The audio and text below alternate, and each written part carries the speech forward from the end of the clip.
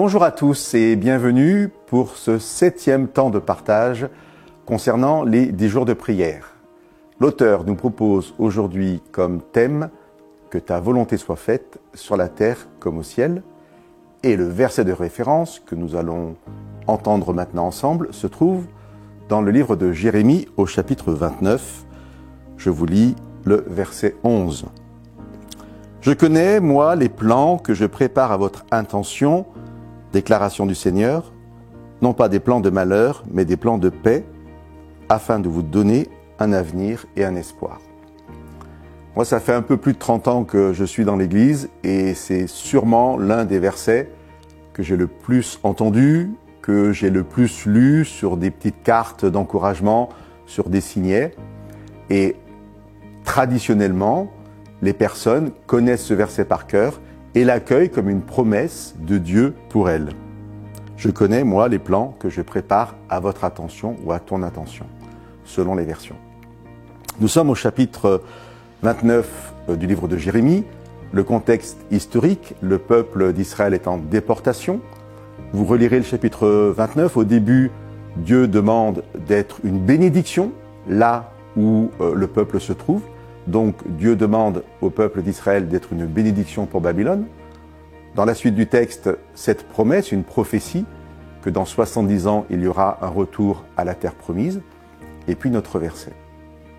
Alors comment comprendre ce verset? Qu'est-ce qu'il peut nous apporter dans cette dynamique de prière aujourd'hui?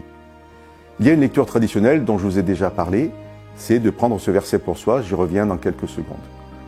Mais la première lecture de ce texte, c'est que Dieu ne s'adresse pas à une personne, ni à vous ni à moi, mais à son peuple. Et c'est une promesse, non pas pour chaque personne du peuple, mais pour le peuple. Deuxième lecture, celle dont je parle, et celle que nous connaissons tous, je prends ça pour moi. Et puis on finira par une troisième lecture. Si on décide que Dieu ne s'adresse qu'au peuple, ben on est un peu embêté parce qu'on a l'impression que c'est pas pour nous.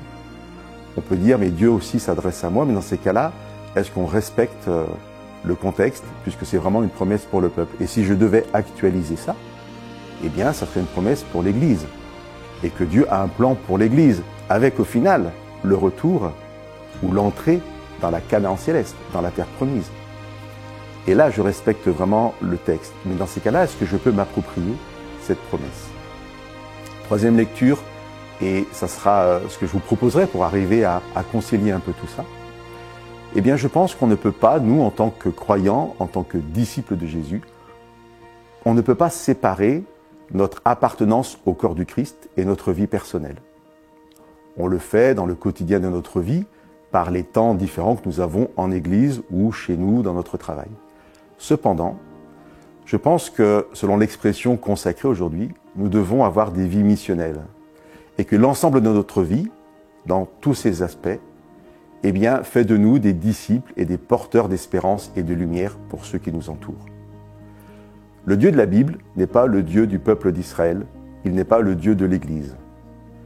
Dieu ne fait pas des promesses au peuple d'Israël pour que eux soient sauvés. Je vais vous lire la fin du chapitre 19 du livre d'Ésaïe.